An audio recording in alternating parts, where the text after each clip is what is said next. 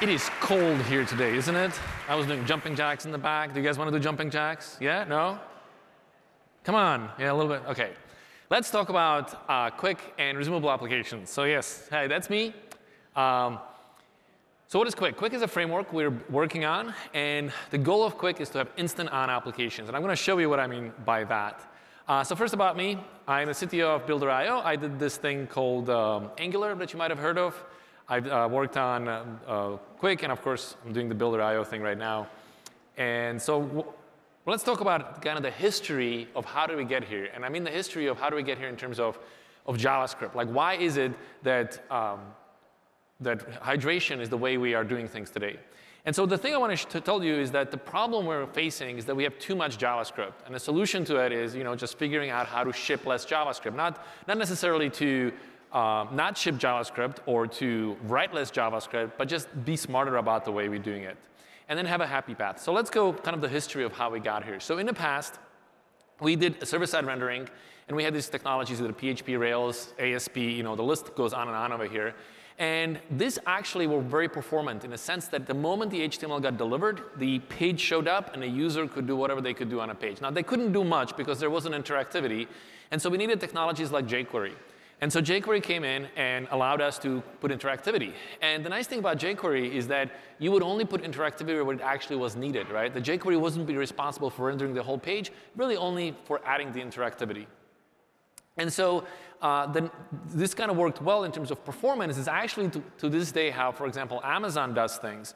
But the problem is that this isn't a good developer experience, because we have to kind of write the code twice. Once in the backend technology, and then again in jQuery. So for example, if you're having a form where you edit your phone numbers, and you want to have a button that says add a phone number, well, then the phone number has to be rendered twice. Once on the server and once on the client. And what I mean by not twice as in like rendering, but twice as in it has to be implemented twice in 2 different languages, and has to be kept in sync. And so this isn't really, it's kind of an error-prone way of doing it. And so this is the reason we kind of moved away from this and moved into a kind of current way of doing things. And in the current way of doing things, what we really value is developer experience. We really want to make sure that it is easy to build amazing websites. And so we have these frameworks, Angular, Vue, Svelte, React. And all of these frameworks, essentially, I'm going to try to convince you that they work essentially the same way. And really, the thing you're choosing between them is the different kinds of developer experience. And they've innovated a lot. Angular was kind of one of the first that came out, and then many frameworks came afterwards, and they all kind of improved on the DX of these systems.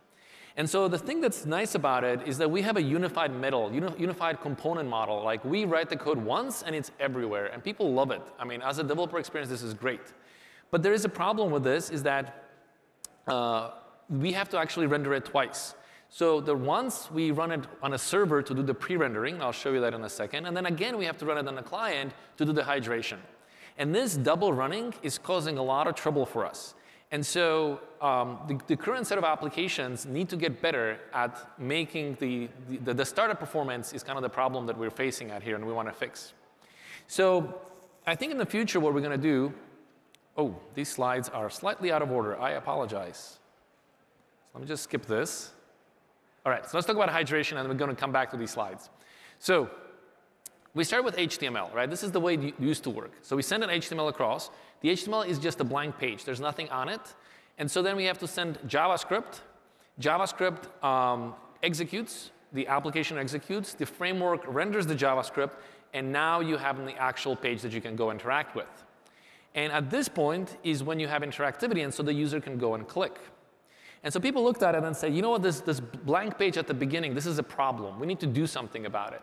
And so we took another approach where we pre-rendered the code. In other words, we took the application and ran it on a server and generated the image so that we now send the HTML of the page. And now notice this HTML is a lot bigger, right, because it has to contain the page. And so the user immediately sees the HTML. And so at this point, we're like, hey, look, it's faster. Actually, it isn't, because you can't actually interact with it. And so now we have to do the same exact step. We have to go download JavaScript. We have to go execute the application. And we have to re-render it, except now we call it reconcile. And we try to reuse the DOM nodes. But the end result is that at this point, we can actually render the page, and it's actually interactive, and a user can actually click on it. And so there's this strange paradigm that actually happens. It's like, look, it appears faster, but it's actually slower. Like, what happened? Like, how did we get here? And the reason for that is there's actually duplicate information being sent. The HTML contains the same information as the JavaScript, or rather the JavaScript contains everything the HTML contains plus extra stuff. And so we're sending duplicate information to the website. And so we appear to be faster, but actually technically we're slower. And so what can we do about this? And so this problem is actually pretty prevalent. If you look at a lot of different e-commerce websites, you will notice that people are having a hard time. Somebody's having a good time over there. People are having a hard time getting good scores on Google page speed scores. Most of the e-commerce websites are in the red. Few that are trying hard, like Amazon, are in the yellow. And I am yet to see a real-world e-commerce website that's in the green. And not just any kind of website that actually has real production in the green seems to be non-existent, seems to be a unicorn in our industry. And so I'm proposing a different way of doing this. And this different way I'm calling resumability. And this is kind of what Qwik does. So we start with the top one. This is how hydration works on the top. So let's talk about how resumability works. So we start with HTML, just like before. We send, the HTML shows up the page, and immediately the user sees it. But here's an interesting bit. At this point, the page is interactive. And the reason it's interactive is because in the HTML, we included a tiny amount of JavaScript, about 1 kilobyte, that knows how to register events and download extra code as needed. And because that JavaScript is already in there, and it takes, as I said, it's about 1 kilobyte, it's super quick to execute, it is essentially trivial to run it. And so the application is actually faster. Now, the next thing we do immediately after that is we start downloading JavaScript because, what if the user actually clicks? We want to make sure the code is there. And so we download the JavaScript, and once the JavaScript is ready, there is absolutely no delay for you to go and interact, right? Before the JavaScript shows up, there might be slight delay, but at this point, there is no. And so these kinds of websites are way, way faster. Now you're saying like, well, yes, but you're cheating. Your JavaScript is smaller. The one on the top is bigger, right? Well, that's because we can remove the duplicate information. You know the duplicate that I said exists? Well, what if you could remove it out of JavaScript so that you really only send the behavior, like what should happen when you click on this button? You don't need to send how to render the button because that button never changes. You only need to send the information on what should happen when you click on a button. Well, what about the execute and the reconciliation? Well, that part we skip because of something called resumability. And I'll show you some demos of that. And it turns out not only do we skip it, we can't even run it, even if we wanted to, because resumability would require that we actually would have the whole complete application, which we didn't download because of the duplicate parts that I showed you over here.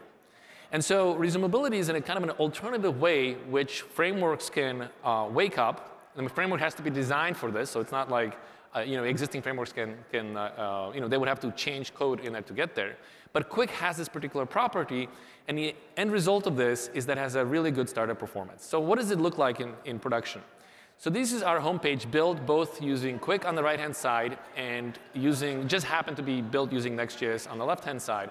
And what you can see is that on the right-hand side, it immediately goes gray. The moment it renders, it goes gray immediately. It takes quite a lot of time for the application to go gray on the left-hand side. And what you're seeing on the left-hand side is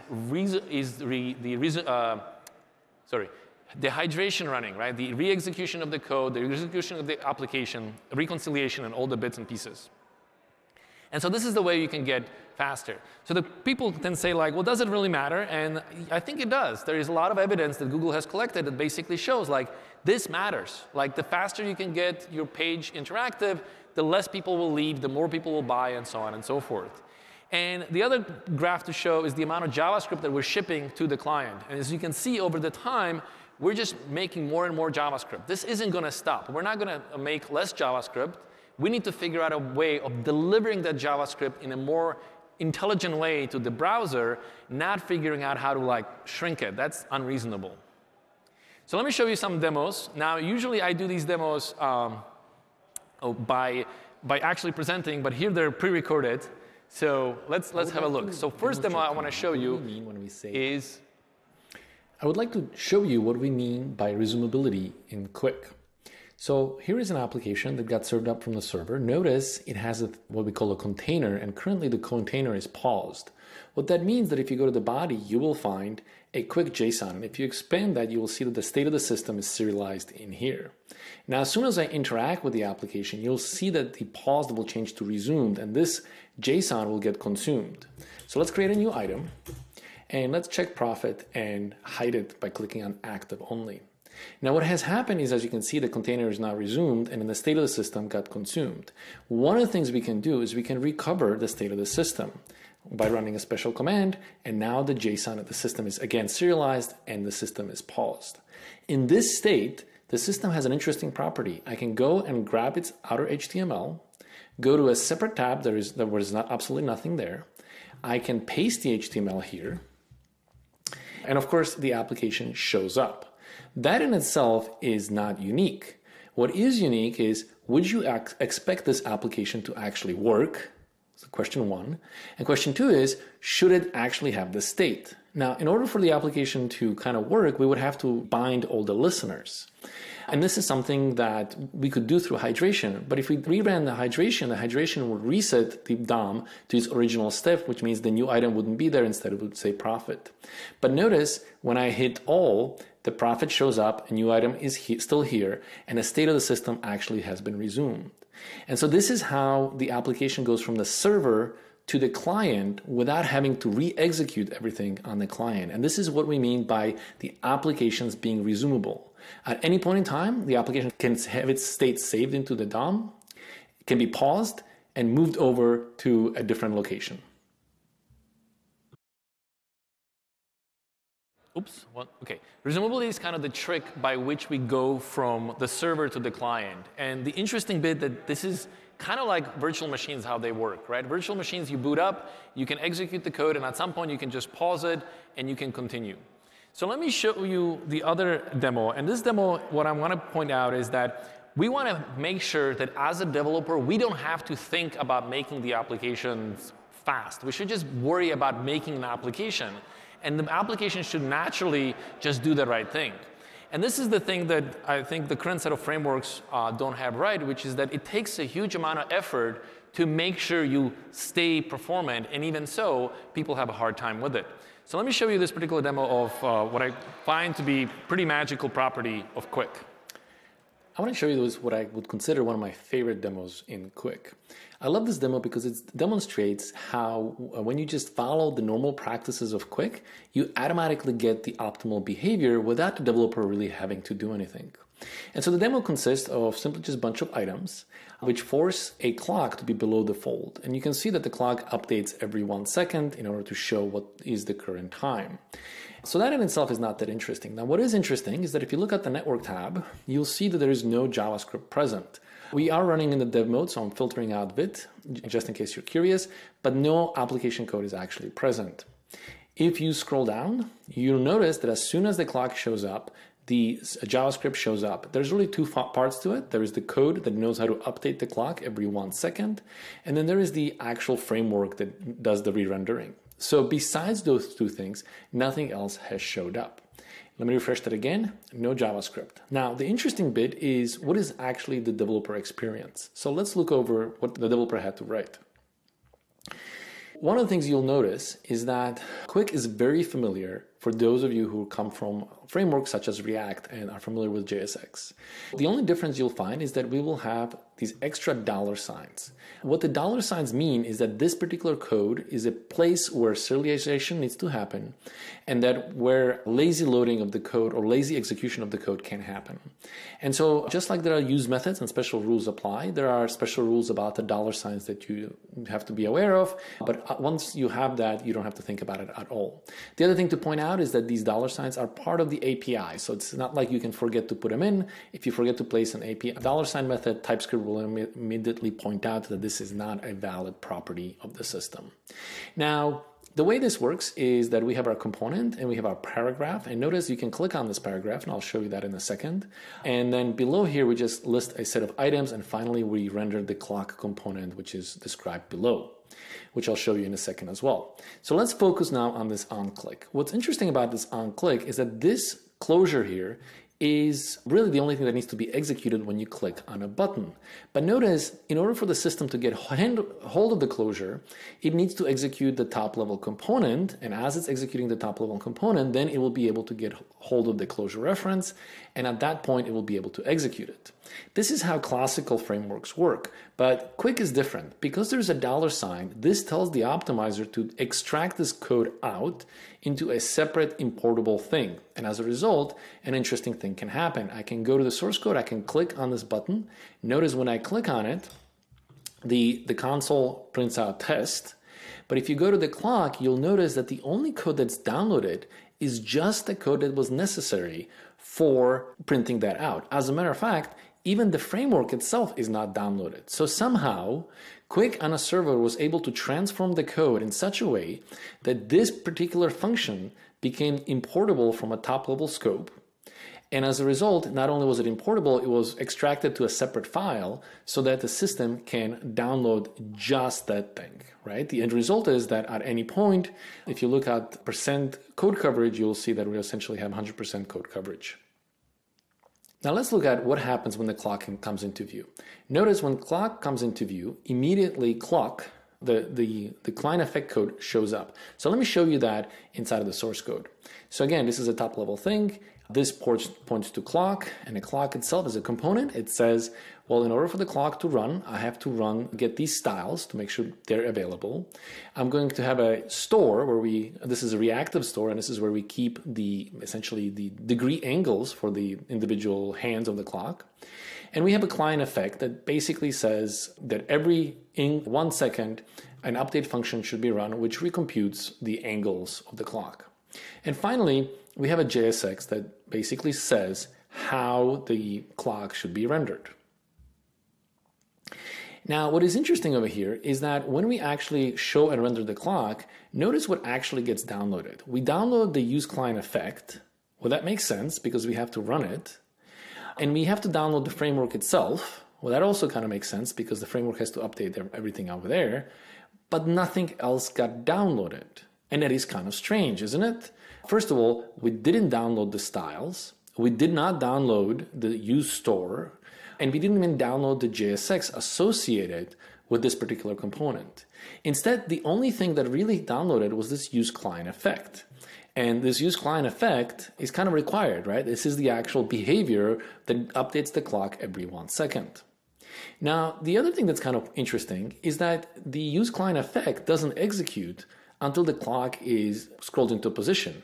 Now, why is that, or what did we have to do special? Well, it turns out nothing really, because use client effect says run this code on the client. And so the next obvious question is, well, where exactly should the code run? And in the classical frameworks, the answer is very straightforward. Well, the code just runs as part of hydration. Yes, but Qwik doesn't have hydration. Qwik has resumability. So when exactly should the code run? And if you think about it, there's really only two options. You can either run the code eagerly as soon as the page loads, or you can say, well, this code should really run when the component becomes visible. And because effects are usually things that you want to do once you render on the client, the default behavior should really be execute this behavior only when the component comes into view. You can override this behavior and you can choose different behavior in here as well, but the default one is that it does it only when the component becomes visible. And it's kind of super interesting, right? Because what you get out of the box without even trying is this nice behavior that, hey, clock needs to update, but guess what? Clock is below the fold, it's irrelevant, so don't do it just yet. When the clock scrolls into position, immediately as soon as the clock shows up, download the code that's necessary, download the framework and update. Now, there's another thing that's kind of interesting, which is how does the framework know how to update the clock if it didn't download the JSX, right? Most frameworks know how to do this because of the JSX. How does Qwik know how to do that? Well, it's because our store is reactive, and what's actually happening is that we store information about the clock in form of signals. So if you go to the elements, and if you find the JSON that stored everything, let's see, where is it? It's right here. You will notice that in here are encoded what we call subscriptions. And what this says is that for a particular object, if any of these properties change, hour, minute, or second, we actually have to update the style property on the object B, C, and D. Where are these objects? Well, they're right here. If you go to div, if you go and find the clock right here, you will see that B, C, and D are these divs right here, and these are the styles that it has. So as soon as the clock comes into view, the system knows that it needs to place the style information on this particular DOM element. Now, I want you to think about, like, how would you do that in existing system? Like, how would that work? Like, it is not that easy in normal systems to delay downloading code and only download the code when something becomes visible. Sure, you can set up your own intersection observer, but it's extra work, and also it's not easy to lazy load code as well. And so in normal systems, people will look at it and say, you know what, in theory this would be better, but it's not worth the trouble, and most of the times people just won't do it. What I find fascinating about Qwik is that the developer didn't even have to think about it. It's just a natural outcome of how the developer puts the components together and how these components naturally behave. Now I want to show you one more thing. Let's refresh the page and let's find our clock again. And what you'll see is that the clock has a property called QVisible, meaning this is a synthetic property that the Qwik sends out saying this particular component has become visible. We can actually mess with this and we can change this to click. And now notice what happens when you scroll the component into the view, it is not updating. And if you look at JavaScript, no JavaScript is actually executed.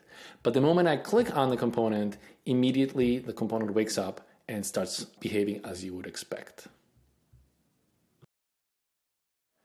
OK, I hope you found this interesting. I think the point I'm trying to make here is that we should have frameworks that behave in a way where naturally just building your application immediately out of the box worries about things like, how do I break up your application to the smallest possible code? How do I lazy load the code? How do I prefetch the code so the user doesn't have to wait?